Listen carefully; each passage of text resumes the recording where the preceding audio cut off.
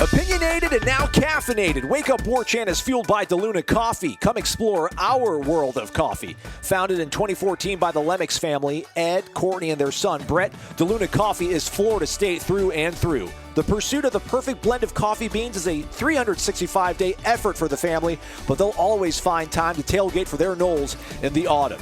Stand at attention for their red, white, and brew. In honor of armed forces, the Army, Navy, Air Force, Marines, and Coast Guard, DeLuna has created this fair trade organic blend. Enjoy this premium French roast coffee and salute to the good old USA. Use the promo code WARCHANT15 for a 15% discount. Visit DeLunaCoffee.com and check out their Facebook and Instagram.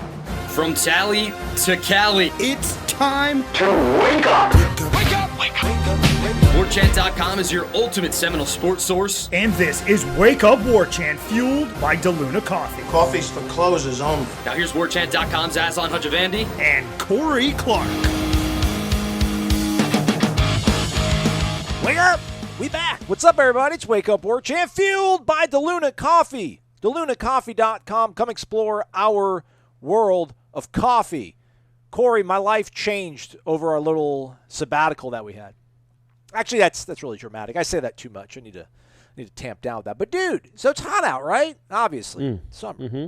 So I've done this whole cold brew thing with the DeLuna Coffee, and it keeps for like a week in the fridge. So I don't have to spend every single day carving out time to grind my beans, brew my coffee. Just sit in the fridge, and it's cold, and it's still absolutely delicious. And don't forget, still going on over at DeLunaCoffee.com is the Warchant bundle. That gets you our awesome tumbler that's branded with the DeLuna logo and the Wake Up Warchant, plus that tin of chocolate-covered espresso beans and a 12-ounce bag of red, white, and brew. Go check it out. It's like an over $50 value for only $40 over at the website.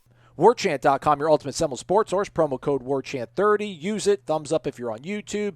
5-star rating and a review. I want to talk about that a little bit later on the show. But Corey Clark, how are you, man? How are you? I'm good, buddy. It's been a while. It is. I feel like that was, I know it's only been a week, but it seems like it's been a month. I don't even know is this like riding a bike, doing a podcast? Am I going to be able to talk about sports right now? I just feel like I haven't done it in so long. I don't know if it's going to be a smooth transition back into the daily grind. I feel Speaking rusty. of grinding. I feel, yeah, there you go. Well placed. Well made. Yeah, I feel I had some anxiety. You know, I'm like, man, how am I going to do this? And I'm sorry, everybody, that I said that we'd have a show on Monday. We're recording this on Monday for you, though, if that is a consolation. If we were to record on Sunday, it would have been the 4th of July. Patrick Henry, John Adams, everybody would not have approved of that. So glad for all your Alexander Hamilton, he wouldn't have been a big fan of that either. No, I don't think so. Hope everybody had a great 4th. Hope you had a good 4th as well, Corey. A lot has happened. The face of college sports has changed. NIL has gone into effect.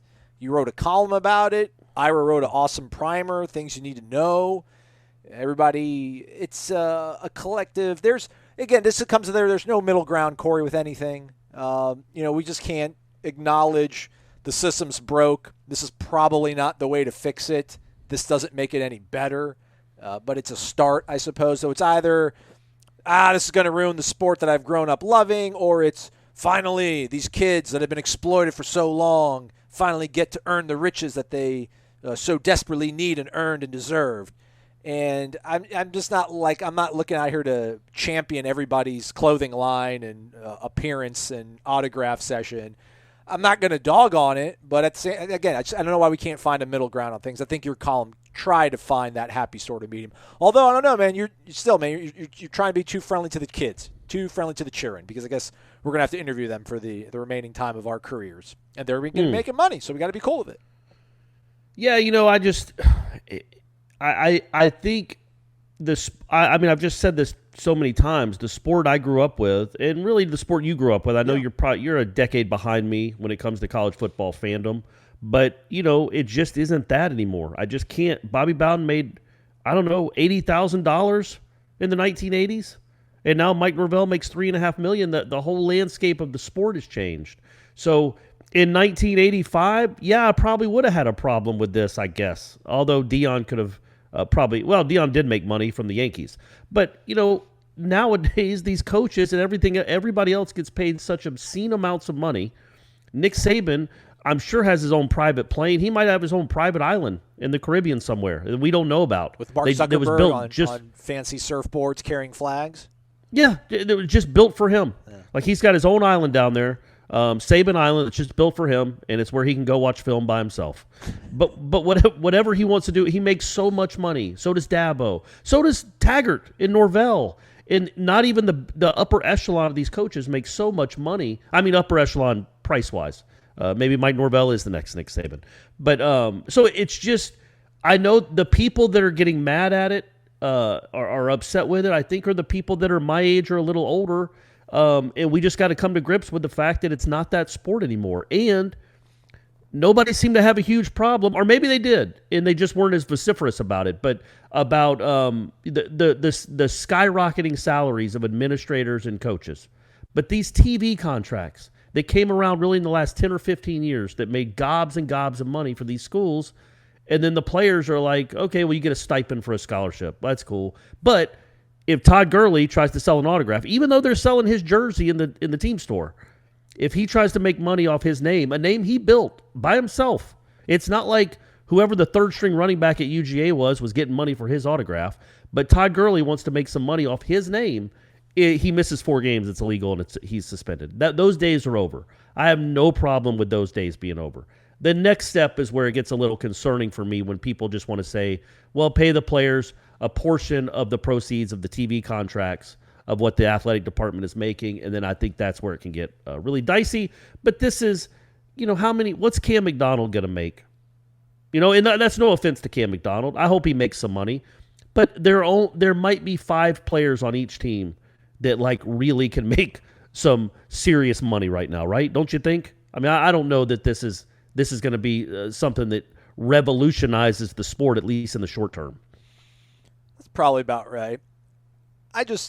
It didn't start off on the greatest note, kind of, I think, if you're a Florida State fan, maybe even a Miami fan, that both quarterbacks partnered up to help make each other money. It's like we got a Miami to Florida. And listen, I know these guys, as much as we hate each other on the field, they're still human beings off the field, and they have the same goals and ambitions. But to start this whole thing off with De'Aaron King and Mackenzie Milton, mercenaries, sure. Right. At these institutions that they've transferred into, we're going to partner up and help everybody make money. It was can we maybe let Dylan Gibbons go first and his whole, sort of charge in trying to get this a fan of his, a young man who's dealing with some health issues, being able to come to Tallahassee and watch a football game. That's something we can all get behind. And then this is kind of this is the way we roll it out. But, you do make a valid point. I just wonder, did we think in, 2000 you could make money covering sports for a website? And, the fact that, Gene helped start this thing, and Gene's right. making has a good sort of thing set up here. This thing's a juggernaut now, baby. It's a juggernaut.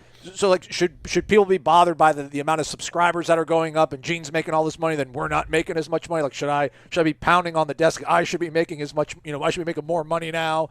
The coach's salary, to me, it is relevant. It's context to this thing, but there's roles, man. There's roles. Not everybody's going to be able to get the same piece of the pie. I guess my point is they're not taking money away from people. What we might have to worry about in the future, and I say worry in air quotes, right, is if they really start trying to pay these football players from the pool of money they're getting from the TV contracts, because that is going to take money away from lacrosse coaches and tennis coaches and golf coaches and facilities and everything else, because you do, and coaching salaries and the football. Maybe football coaches have to drop $1 million off their salary so they can pay these players. But this is just, you're making money off your name. If I'm a 19-year-old English major at Iowa and I come up with a great Twitter account or TikTok account that I get a lot of subscribers for, or a YouTube channel, I make money off it.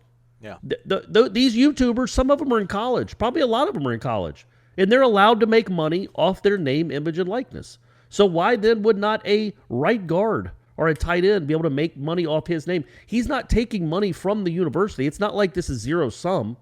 This is money that wasn't being spent at all. Now it's being spent on these college athletes. I don't have a problem with that at all. They're the ones that have built their names up. Now you could roll your eyes and say, okay, what have any of these guys on the Florida State roster done? Granted, I gotcha. But, 5 years ago, 6 years ago, if this was still around, if this had been around then, and Rashad Green in that 2014 season made some money, but off his name, image, and likeness that he had built over the last 3 seasons and helping win that team a national championship, I hope most people wouldn't have had a problem with that. Like, he could have been in that jewelry store with Jimbo, searching for jewelry in that famous commercial from way back when. I don't think anybody had a problem with Jimbo and Rashad in the store looking at jewelry together.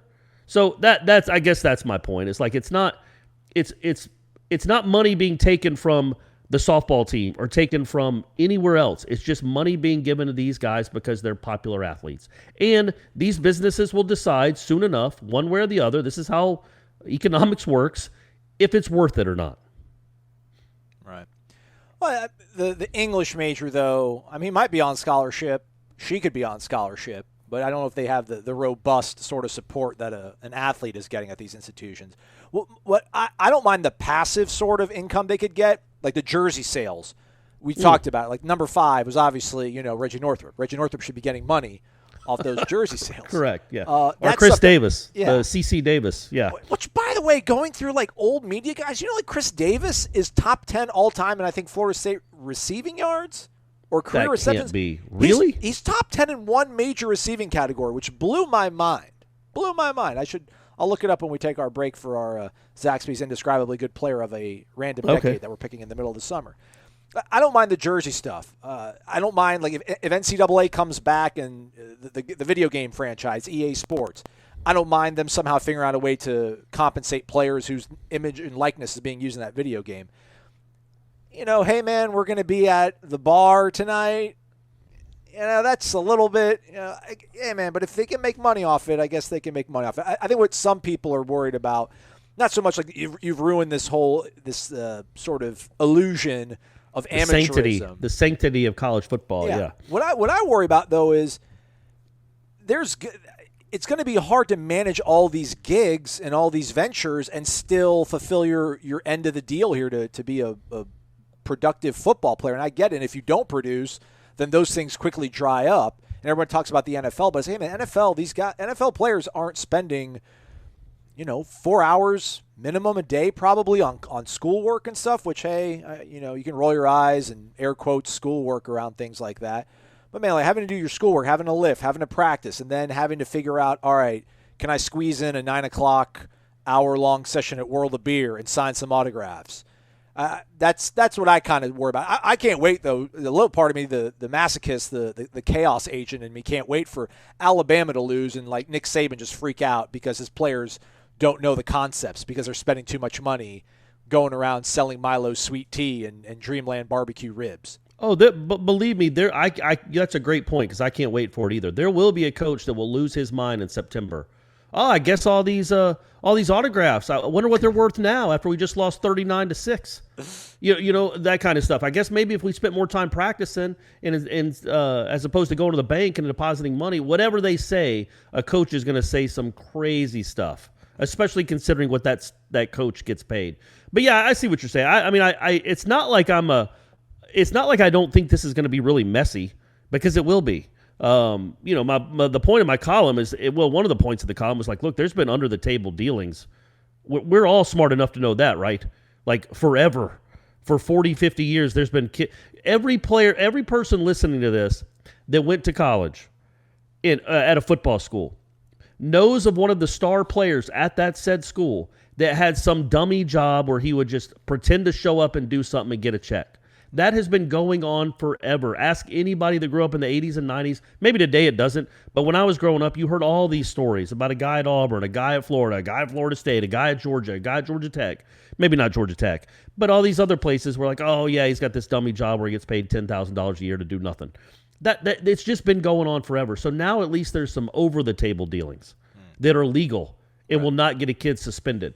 But, yeah, man, I mean, we'll see. We'll see how this goes. I do think, though, like, would anybody listen to this that has a problem with, like, say, Cam McDonald? I don't know why I keep using him. I'm gonna pick somebody else. Keyshawn Hilton. He's got a logo and everything. Does that? I mean, I don't know. He does. Maybe that's why it's on my mind. He's ready to go. Sure. So Cam McDonald was ready to roll with this. Which, hey, it's his life. He gets to do what he wants. God bless him. I hope it works out for him. But would anybody that has a problem with like Cam McDonald, would they have had a problem with Jesse Warren selling T-shirts with an image of that catch on it and making money off it? That's a bad comparison, I think, Corey, because if you're successful, no one's going to care. Like I think a little bit of the Florida State sort of angst right now. Sure, I see what you're saying there, but I'm saying like it either bothers you to make money off your name, image, and likeness, or it doesn't. Yeah. So I don't know that you can pick and choose who gets to do it and who doesn't. My point being, Jessica Warren will never have the marketability ever in her life again that she had that summer of 2018. Right. Never. Right. And she didn't get to do anything with it. And it's not like pro softball is an incredibly lucrative career in any country, but especially this country. That's as famous as she'll ever be. And nothing for it. Rashad Green, I mean, it didn't work out for him. He had a chance in the NFL. It didn't work out. His marketability will never have been higher than it was in 2014.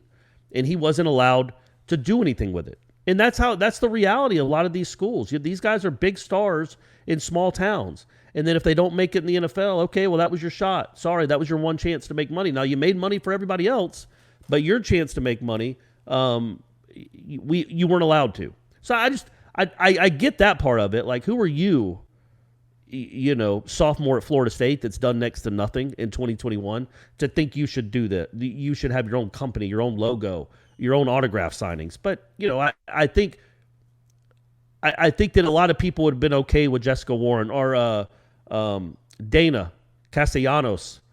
I mean, did you see her tweet when all that happened? No. But she had like a million followers, and she was school? She had well over 1 million social media followers. She had like 250,000 on Twitter, over 1 million on Instagram. She was the Florida State soccer star from a few years ago, from Venezuela, one of the biggest stars in Venezuela. And she wasn't allowed to make any money off her name. Now, what would have been the problem with her being able to just sell advertising on her Twitter or her Instagram and still be a student? Like, she worked for those followers. It wasn't like she got all those followers because she was a Florida State soccer player. She had all those followers before she got here. Right. And Jessica Warren, like she earned that name with what she did on the field. So it would have been cool for her to maybe be able to have some autograph signings or to sell that T-shirt. Maybe she could now. I don't know. That's another thing. Could they go back and like sell Warwick Dunn jerseys with his name on it? Could the university do that? And then give him a cut of the profits? That could be something that I would be all about too. Stuff. All right, yeah. I know I'm all over the place, but that was the thing that occurred to me the most was like Rashad Green. I don't know why I keep coming back to him, just because his career in the NFL didn't work out. But shockingly so. Yeah, legitimately, I thought that guy was going to be in the league for a decade. But he was never more marketable than he was at Florida State. And he was one of the most well-known players in the country, and didn't really get to make. I know he got his education for, but he did not get to make a dime off his name, image, and likeness. And neither did Jesse Warren. Neither did throw out names. Walter Dix when he was at school at Florida State. Buster Posey. Imagine the money he could have made. Maybe he'd have come back for 2009 if he could have been selling T-shirts on the side. That's why I think there is a larger discussion to be had later on as we move through this. As far as where it goes from here, is this it, or is it going to be? Are there going to be other future moves for these football players and basketball players? But overall, I'm very interested in what this looks like over the next year and a half, because the NCAA just screwed it all up. They could have been doing this, preparing this for years. And instead, they fought it for years. Right. And then in like a week, they're like, all right, have at it, guys. Here's your rules. Good luck. If you have any questions, ask your school or your, maybe call your state senator, see what they say. Call a congressman, see what they have. Like, the NCAA gave no guidelines at all on how any of this works. They just said, okay, yeah, you can do it. So, yeah, it's going to be the Wild West for a while. All goes back a little bit, too, I think, when Taggart was the head coach here and we asked him the question, and he was like, I got no problem with it, but I would like them to not be able to kind of like access the funds until they leave or like once they graduate. Yeah, again, this is all brand new. I don't. You said in the story, in the column, which was a little bit sobering, was that the genie's out of the bottle. There's no turning back now. I would like to think there will be some sort of pendulum swings back, and they'll moderate this to where it's just not a complete free for all. And And it cheapens things. It really does. I'm sorry, man. I don't want to be the bitter guy. It cheapens things a little bit. Like when you know a kid is going to be racking up like $5-6 grand possibly in a month, like making more money than the median income in this country, because part of the romanticism of this sport was like these were kids that went to your school and sat in the same classroom that you did and went to the same bars that you did and all that kind of stuff. And I get it. That's a fantasy now. I get it. But still, it's a fantasy that we all kind of went along with for a long time. And now it's I don't disagree with that at all. I'm not saying like if you have a problem with this that you're a complete idiot. I understand the problems that people would have with it. I guess I just I came to that conclusion a little while ago about it's just not the sport that it was. Yeah. And again, when all these schools are building these football mansions and it's the second most popular sport in the country. And I don't even know if it's close. I mean, the eyeballs that watch college football each year is second only to the NFL, and it's just mushroomed the popularity of this sport and the salaries and everything that goes along with it. So it's just not the same sport that it was, and it never will be, and that saddens me as an old guy. But it's the reality, and they're not. It's not like in 2 years the NCAA will be like, you know what, we don't like this at all. Let's get it back to the way it was. That's just not happening. It can't happen. So hopefully they can regulate it in a way where there is some, it just doesn't feel like it did that first week, like just you're at the OK Corral. But, I don't even know if they will. I mean, I just, again, who knows what the future of this sport is going to be. And I think that's what a lot of people might have a problem with, and you have a problem with. I do. And I'm not saying I don't, but like you just don't know what the future is going to be now. Yeah. But the future of the sport has always been, it's a meandering, winding road that we've never known where it was going to end. But we knew eventually football players, because of the money, were going to get compensated somehow. I know not just scholarship-wise, and I don't put just in quotes. I'm just saying that they were going to have to get some sort of, money, because everybody else is. But who knows where it goes from here? And I get that. That can be a little concerning.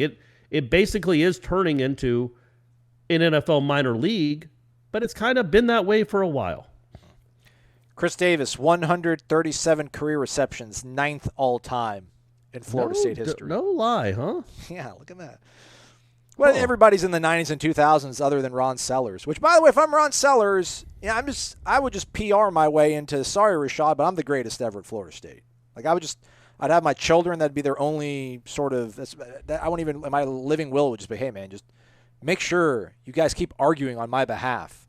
Man, right. Caught only 58 less passes than Rashad and played Rashad was here from 11 to 14. Sellers only 66 through 68.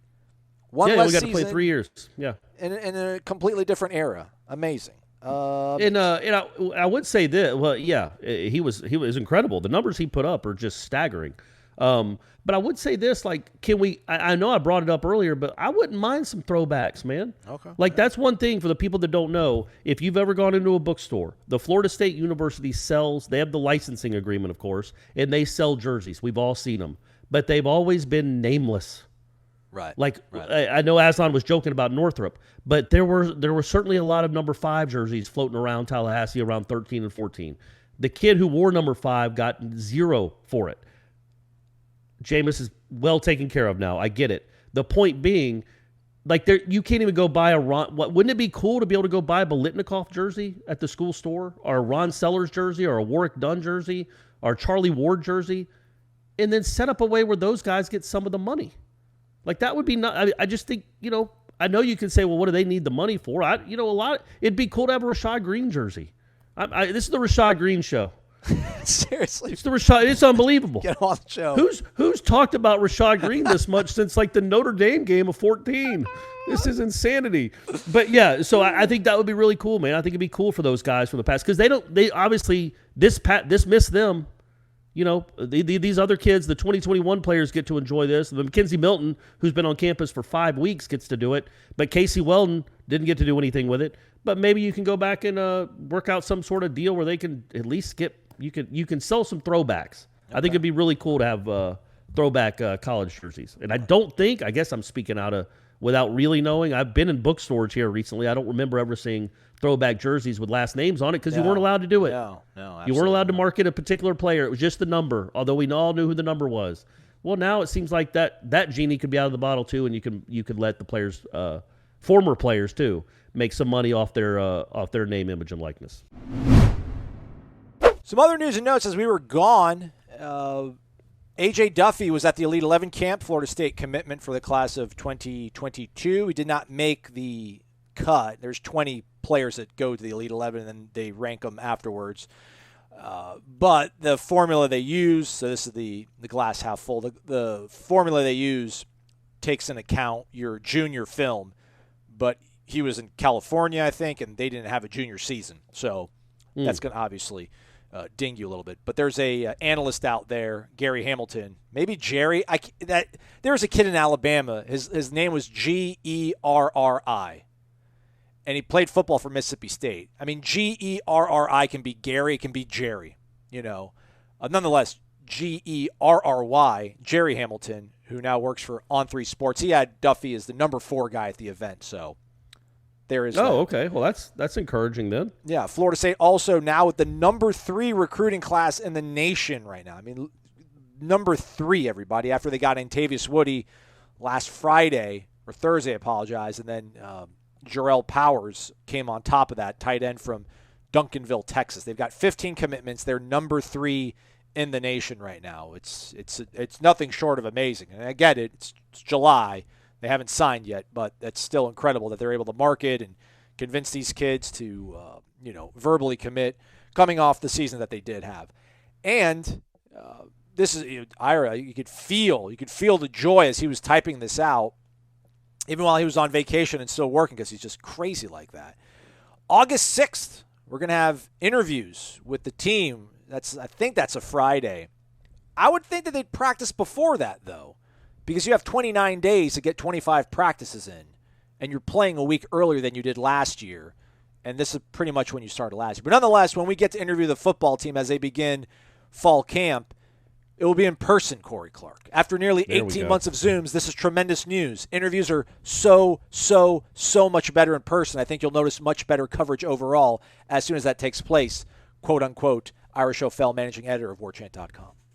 Well, and I think just from a personal viewpoint, my eyes don't really pop on Zoom like they do in person. You've seen them. Oh, yeah. They're soft, they're blue, they're sparkling. Yeah. And I just feel like I make more of a connection in person with someone than I am going to be on Zoom. Zoom zaps that. You don't get, you don't really get the powerfulness of my eyes on Zoom. So it's good for the players too that they're going to get back. Some of those guys have never seen me in person. I know. So a lot of them haven't. Half the team hasn't seen any of us in person. So that'll be good for them. But yeah, that's in the number 3 ranking. I mean, again, they're probably not going to finish number 3 guys. We get it. The big fish, the big boys out there still have some big fish to land. We all get that there are going to be some teams that pass them.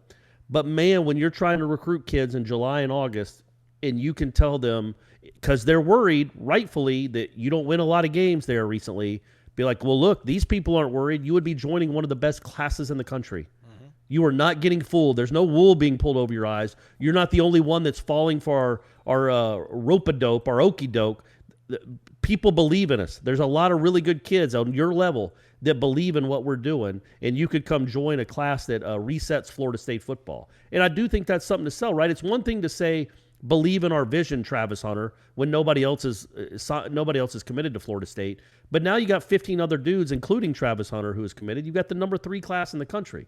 Don't you think that a player that's on the fence about whether Florida State is for real or really on the way back, that number 3 that you can show them on every site is a big deal, right? I would think so. And Michael Langston's mentioned this a few times. And you mentioned wool being pulled over kids' eyes. They're not Michael. Michael. What can I say? I said Michael Langston. I keep calling Norvell Michael as I'm his father. But Norvell and the staff, they're not selling these players on this thing is turned around, like hop aboard now. They're bracing these kids for this. I shouldn't say it that way. They're not lying to these kids. They're not like, hey man, we're going to win 10 games a season and you're going to be part of us going for the playoffs in 2022. Like they're kind of setting these kids up for maybe what the season is going to be, and it's not scaring them off. So that's extremely encouraging. And then to your point, when you have other players that are maybe a little bit above your sort of pay grade or your ranking, and you see them pouring into Florida State, and it all kind of starts adding up when you talk to this coaching staff. Yeah, you probably feel much more comfortable. Again, it's a verbal commitment, but nonetheless, it's still putting your name onto this university and giving them some good publicity in the middle of a dead period. So, and when I say wool over the eyes, I'm not saying they're being lied to. I'm saying that when you're a 17-year-old high-level athlete and you're being recruited by a bunch of schools like Ohio State, Alabama, Florida, Georgia, and Florida State's one of those 5 that you really want to go to, you might be a little tepid or timid about joining a program that hasn't won so much lately. But then when you can see, look, you're not the only one we're going after. We've landed kids that are on your level. You are going to be playing with good players because they all want to play with good players, except quarterbacks, I guess. Even quarterbacks want to play with good players. They just don't want to play with another quarterback. But they, if you can show that to them, like, look, this is. You're not the first one jumping in. We've already had guys jump into the boat. You're joining an already crowded boat that's really talented. I just think that's easier to sell than right now. Florida State had the 21 ranked recruiting class or 33rd. The number 3 recruiting class, I know it's just July. It still could end up being a big deal come December. Even if they don't finish number 3, maybe you land a couple of other kids that were on the fence because they see other players coming aboard. That's a big deal. That was part of the deal, man. We always talk about Joyner and Jeff Luke to a lesser extent because he didn't end up finishing here. But when those 2 guys signed, it made it almost cool to go to Florida State again. Right. Like, okay, if LaMarcus Joyner's going there, he's like the USA Today Defensive Player of the Year. All right, I can go there too. And I just think it begets, like, one great commit begets another one. And I think that's what could be happening here. That number 3 right now, even in July, early July, is, I think, a pretty big deal. And it really is amazing. Just take a step back and appreciate it. Yeah. This dude's 3-6 as a coach at Florida State. There were games last year that I'm sure people listening to this show turned him off in the middle of. And he's got the number 3 recruiting class on the heels of landing maybe the best transfer class in the country. It's commendable for sure, and it might be the start of something really cool. And they got a commitment for 2024, which, I mean, that kid is literally a freshman right now going into a sophomore He's like Brady's season. age. Yeah, so kid from Blountstown, Jordan Pride. So okay, they're Blountstown. I think we call it Blountstown. Blountstown. You're right. I apologize. The clutch shot, the biggest hit. It's time for the Zaxby's indescribably good Player of the Week. We're gonna go into the 80s, and we're gonna go to the top of it. We're gonna go to 1980 because the high in Fort Myers is 80 degrees on July 5th as we record this, and Deion Sanders is the most iconic player from 1980. So with that said, Corey, who had the most indescribably good performance in the 1980 season for Florida State football? Wait, why did you say Deion from 1980? He's the most iconic player from that decade. We're on the clock, Corey. Oh, I thought you said I thought you said the year 1980 he was the most iconic player. No. I'll go with you know how I'm going to go with? I'm going to go with Bobby Butler. Oh. We talked with him last year for one of our war chats, and it was one of the games in this season. And I know a lot of people listening to this show don't know much about that's old Florida State history. Yeah. But 1980s defense was maybe the best the program has ever produced. I'm looking at the numbers right now. They gave up 0 points, 0 points, 7 points, 10 points, 14, 22, 7, 3, 2, 7, 13, 18. The 18 points they gave up to was in the Orange Bowl, where they lost by a point to Oklahoma, who was number 4 in the country. And the 22 points was the game they played Pittsburgh, who was number 3 in the country at the time. And Florida State won that game 36-22 over Dan Marino and the team that Bobby Bowden still thinks is probably the best team they ever beat while he was at Florida State. But, man, it was 1980. So I'll go with Bobby Butler. He was an All-American cornerback, first-round draft pick of the Atlanta Falcons, played a decade in the league. But he was one of many. You know, there was Keith Jones, there was Monk, Ron Simmons was on that team. There were some incredible football players, and that defense was just incredible. And when you think about the history of Florida State football, 79, for the people that don't know, Florida State went undefeated in 1979 and lost in the Orange Bowl convincingly to Oklahoma. And back then, Florida State was thought of as maybe you would think of who's they were like a mid-major team, and they proved that it wasn't a fluke, and that Bobby Bowden was really good at what he was doing, and he was building a juggernaut at Florida State, which clearly he did. Either way, it was literally an indescribably good defense. I mean, those numbers are nuts. He gave up 7 games. They gave up a touchdown or less. I got like 7 seconds. I'm going to go with Paul Porowski. They went to Lincoln, Nebraska to take on the number 4 team in the country. They needed somebody to punch somebody in the mouth. Paul Porowski's like, I will do so. 18 tackles and a forced fumble that clinched the game as they took down Nebraska in Lincoln. Paul Porowski, my Zaxby's indescribably good player of the week from 1980 as we sit here and talk about it in the middle of July in 2021.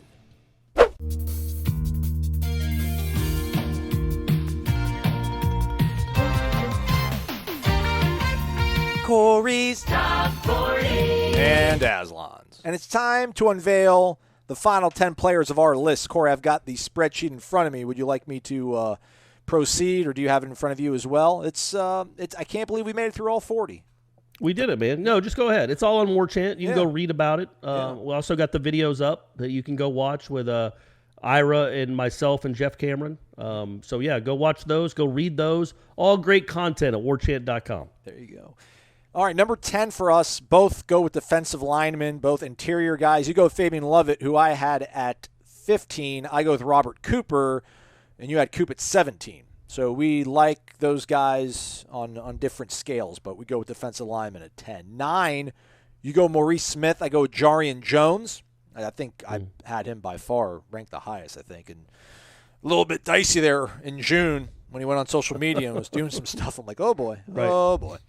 8, I had Maurice Smith. 8, you had Toafili. Let's talk about that for a second, because I had Lawrence Toafili really high, and I had him ranked higher than everybody else. And if this offense is going to be as potent as we would hope, they're going to need a running game to lead the way. And I don't know. I think he's going to be the guy that would lead it. You got me sold on Toafili, and then you backed out. You put him at 8. What's up with that? Buddy, that number 8, no shame in 8. No shame in that game. I think it's more about just he's not going to be the feature back in the sense that he's getting 25 touches a game.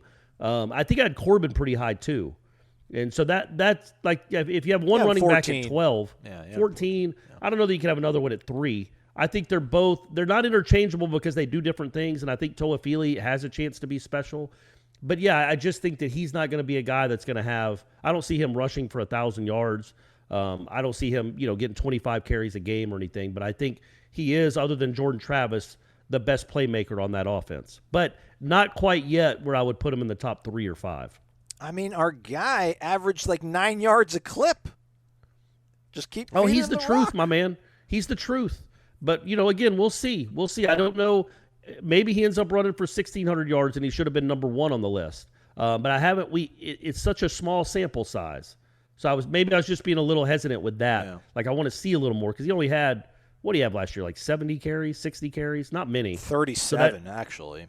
How many? 37 for 356, 9.6 yards per carry. Yeah, so that's a really small sample size. He's got to prove he's durable, but I do think if he's healthy, he's certainly going to be the best playmaker other than Jordan Travis on the football field. Yeah, I mean, the 5 games he played in last year, Jacksonville State, 12 carries, 99 yards. Notre Dame, only 3 carries.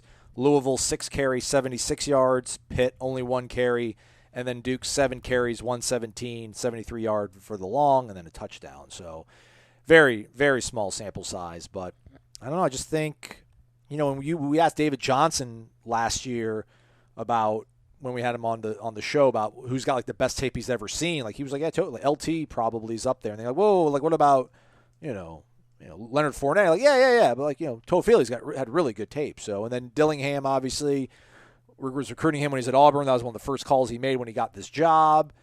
I wonder why he didn't have as much availability. Maybe it was a COVID thing, or if he was battling injury. But man, if he's healthy, I do think he's the featured back. I do, and I think Corbin's maybe your third down guy. Maybe he's a better receiver of the ball, but helps you out with those 3rd and 2, 4th and 1. That's what I think if he's healthy, I think he gets the majority of the carries, right? I just don't know what that entails, because I do think they want to rotate guys in there.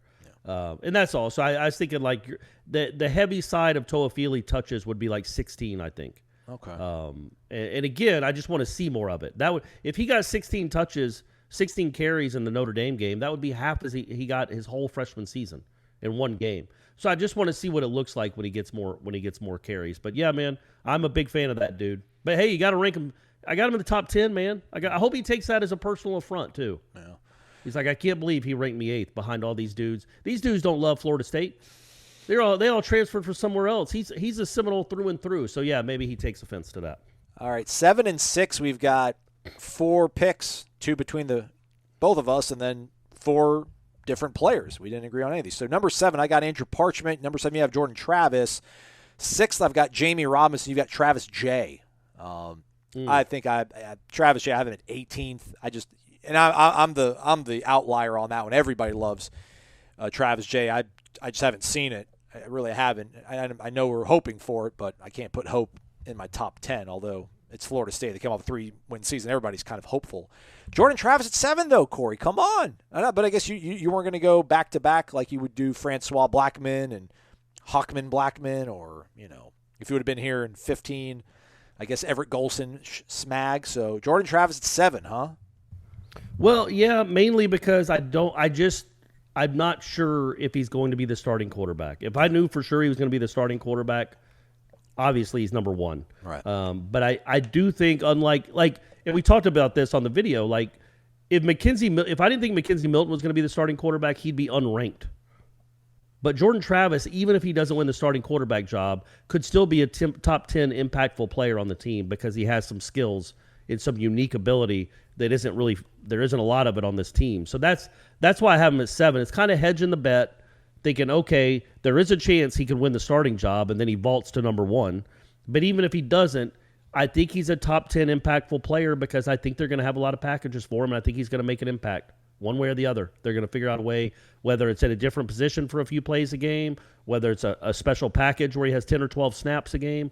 But I do think he'll make an impact on this team. But you got to hedge your bet a little. Like I didn't want to, okay, if I think Mackenzie Milton's going to win the starting quarterback spot, where do I put Jordan Travis? Not on the list.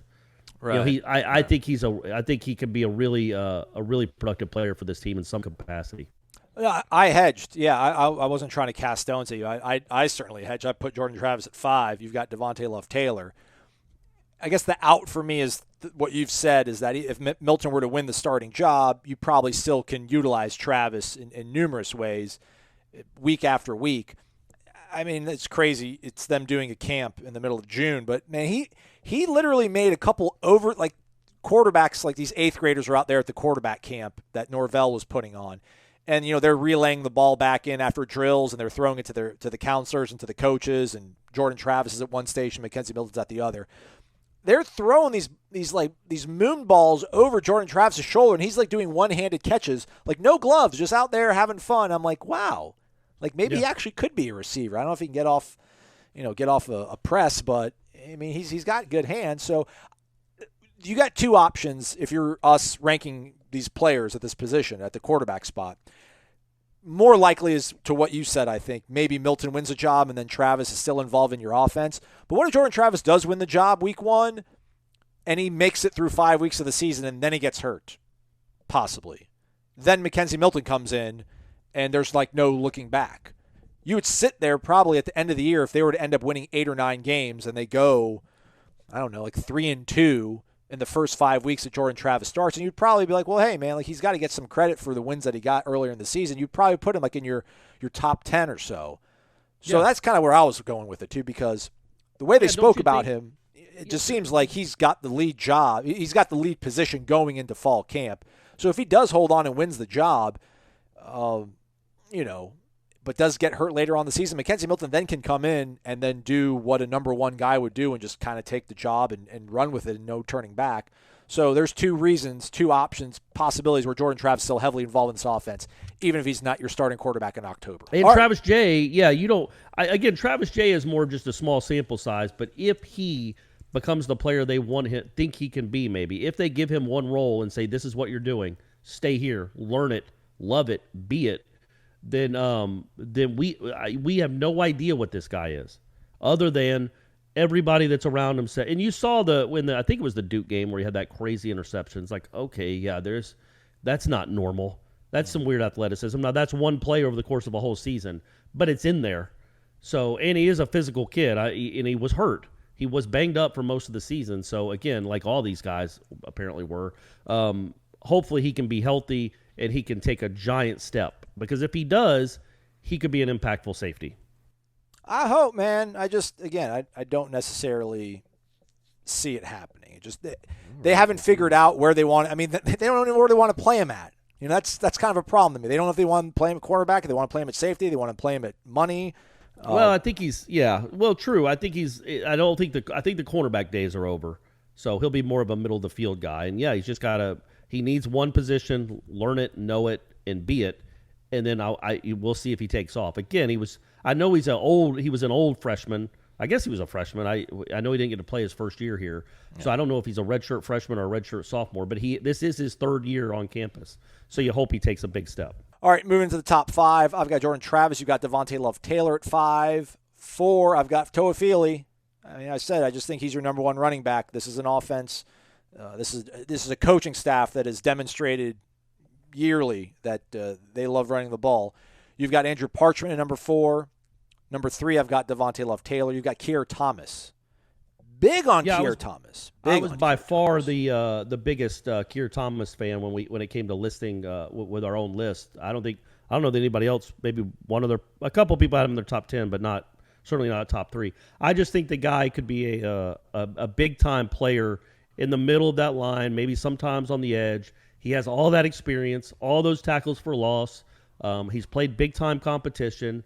Didn't get to see him in the spring, so it's kind of out of sight, out of mind.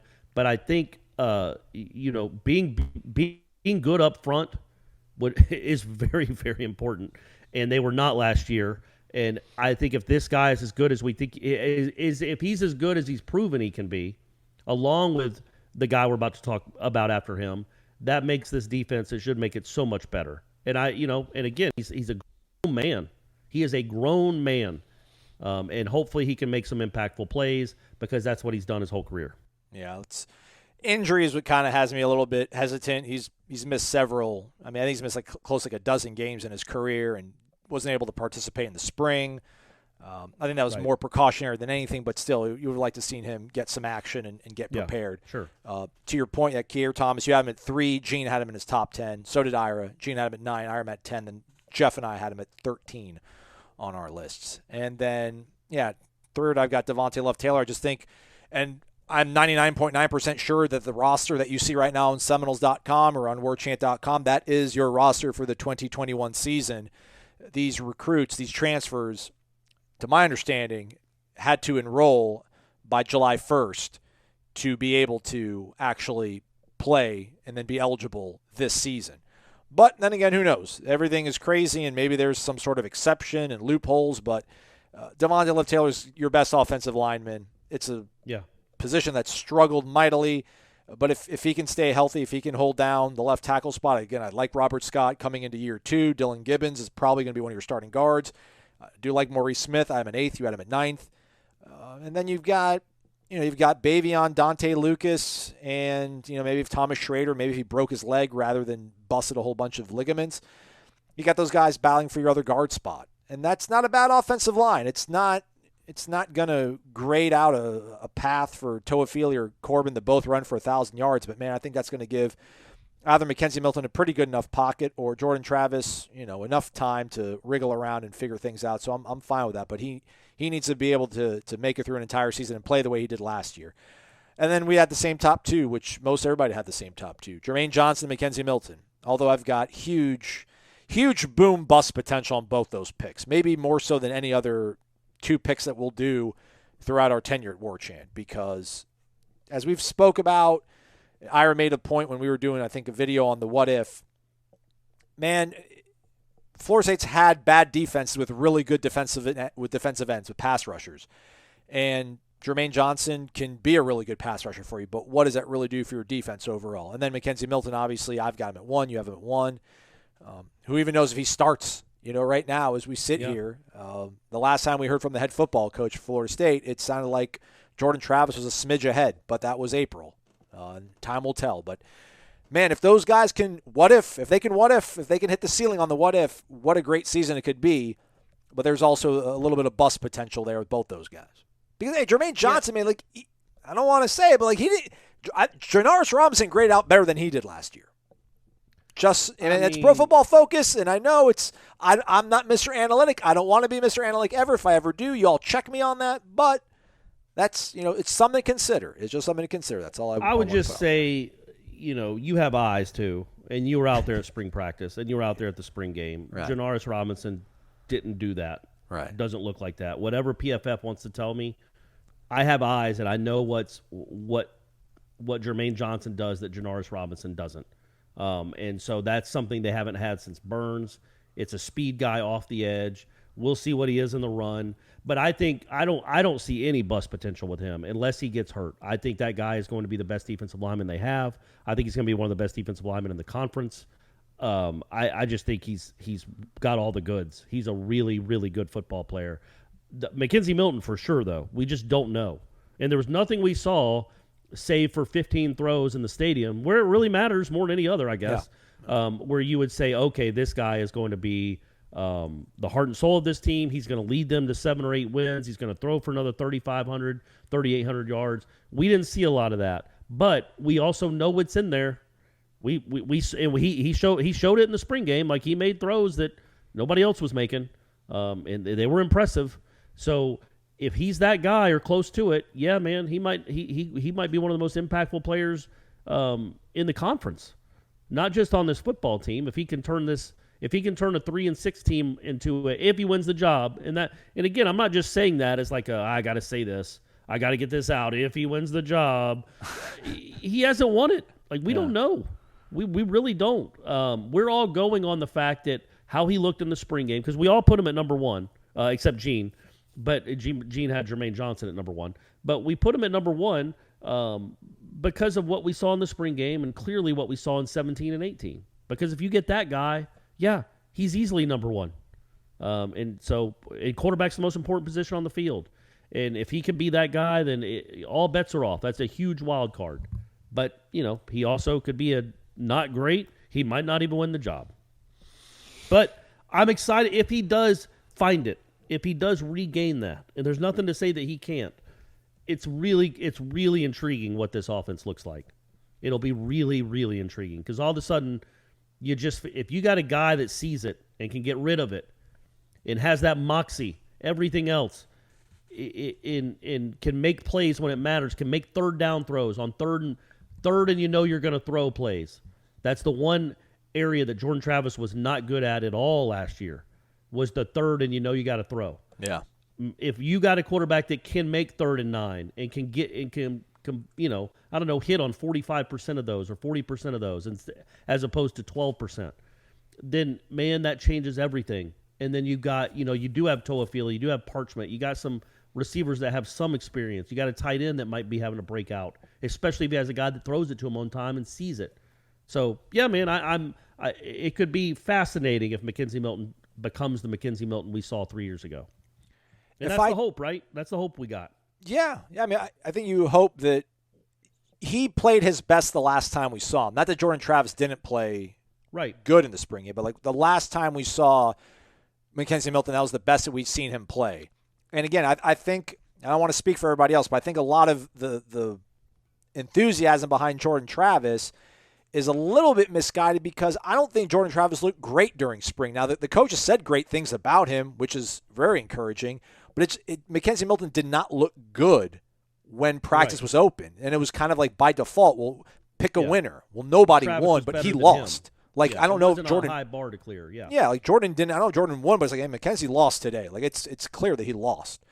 But then again, we saw him play in that spring game, the throws that he made, I mean, the anticipation and the timing and just, the ball in the air yards that the ball was thrown was just like, okay, yeah, that's kind of what we want around here. Not that Jordan Travis is not capable of it, but that's what you thought you were getting with Mackenzie Milton. So I was enthusiastic about that. Let me ask you this before we leave here, Corey. Although I want to ask you another question that's not related to this. Let's say Jordan Travis starts week 1 through 5, Mackenzie Milton starts the last 7 games, or Mackenzie Milton starts the first 5 games and Jordan Travis starts the last 7. Of those two scenarios, what do you think Florida State has a better record in?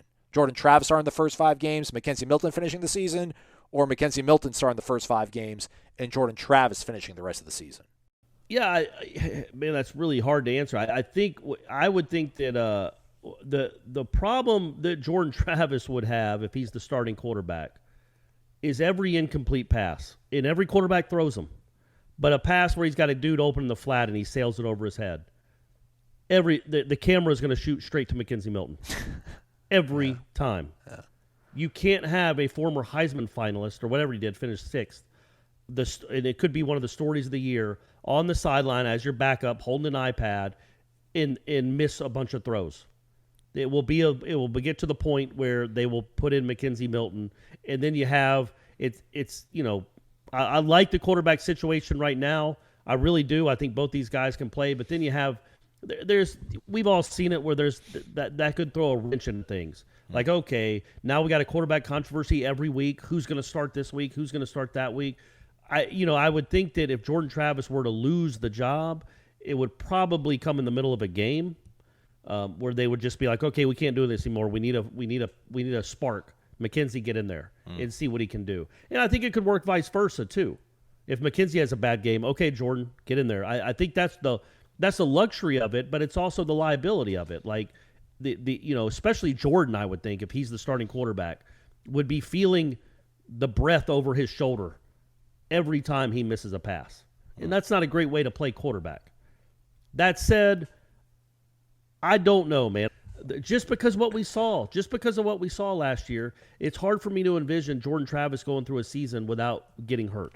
Yeah. Because of the way he plays. And I know he's put on weight, but he's still not the biggest guy in the world. And so not even hurt like he's out for the year, just like he's banged up. Yeah. And if Jordan Travis is on a bum ankle or like has a foot injury like Trae Young did, you can't play him. Like part of his, Trae Young wasn't anywhere close to what Trae Young normally is on one foot. He was ineffective. And I think Jordan Travis would be the same way. He's got to have his body and his legs and his athleticism. So I think what would happen is Jordan Travis would be taken out because he's hurt but not injured for the season and he can't move as well as they want him to. But I can't answer that question. That was a tough one, Aslan. I shouldn't even ask it. We're at like an hour mark. I was like, oh, maybe we need to fill the show. It's been a while. But all right, yeah, that's a good one. I'd have another question that doesn't involve something to ruminate on as we come back later on in the week and do some more shows. Should I start a Google review, Yelp review account for the contractors that I'm dealing with? I don't like leaving reviews for people, but that's, we'll get further into it. But just think, should your guy, should he start leaving reviews for the quality of work that should he be leaving reviews for the people that are coming to his house and doing work to help other people out making decisions? Are you? It sounds like, though, your thought you would do it because I just know you and your personality. You're not going to go on there and start a review to say something positive. Like, guys, you got to I would. These guys. No, I would do that. I was under the impression you were doing it because you wanted to leave a negative review. And should you be one of those people that's like, I'm going to start an account with Yelp just so I can leave a negative review for this company? Well, there's some people deserve some bad ones. I know, but if they know where you live, right. That's the issue. Like, you're not just some customer in a restaurant or a hotel. They know your house. Yeah, you're right. They know what you look like. They know your car. I just don't. If you're gonna be trying to take away somebody's business from them, that's the thing. And I'm not saying it's not deserved. Yeah. I'm saying you might want to think twice about something like that as opposed to like this chicken cordon bleu sandwich was gross. Right. Well, we're waist deep into it. Somebody, a drywaller, and this is the part of the reason too, because people that leave 1-star reviews for the show, like I want to find them and fight them. Yeah. And also, it's a podcast, man. Like, get out of here with this. I mean, like, really, people listen to podcasts. If we did a remote, you and I did a remote in somebody's house. Like, we just recorded 2 shows at their house, right? And then that person left a review saying, "Yeah, that was the worst experience of my life. I hated those guys being in my house. They were smelly. They were loud." And like, you would want to, where they live, right? You wouldn't want to do that.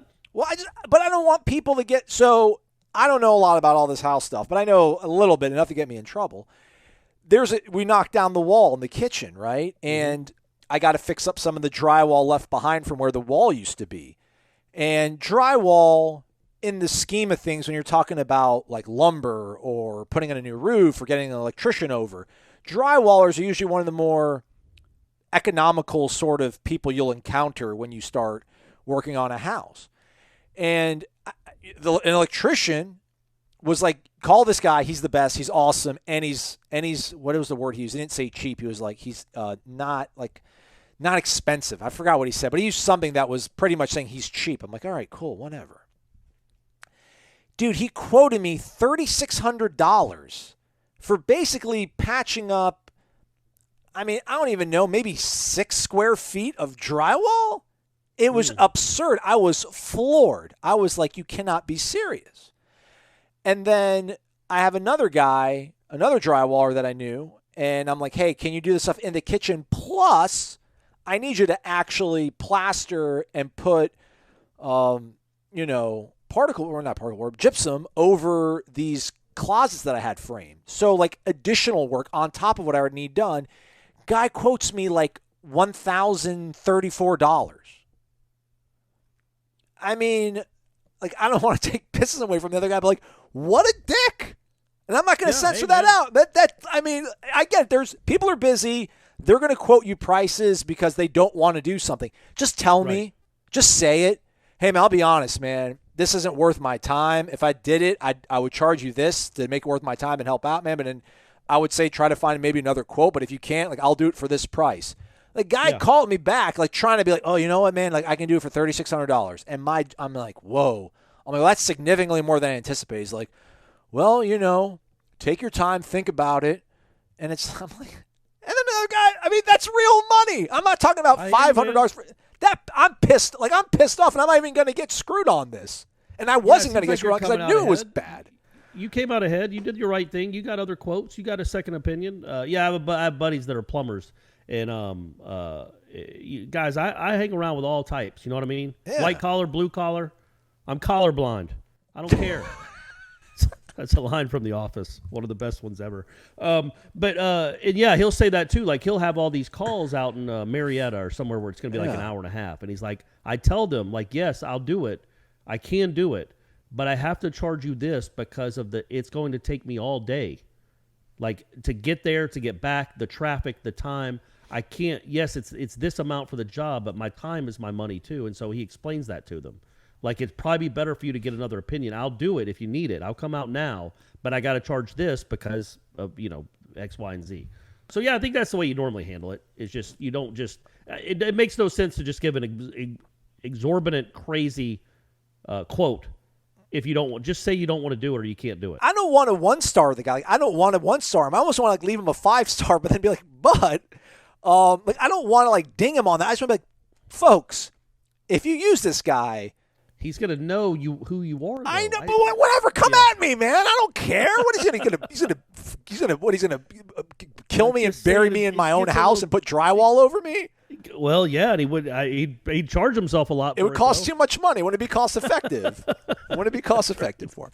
All right, we'll be back later on the week. Probably do Renegade Express. Maybe we'll get back into doing a live show, or maybe it'll be Michael Langston talking about recruiting. Although it's a dead period. And we'll talk about Brady's baseball adventures on his Panama City beach. The end of the run travel ball season. Oh, okay, yeah. All right. A couple of good stories about that out of that. Well, just the trip itself is just.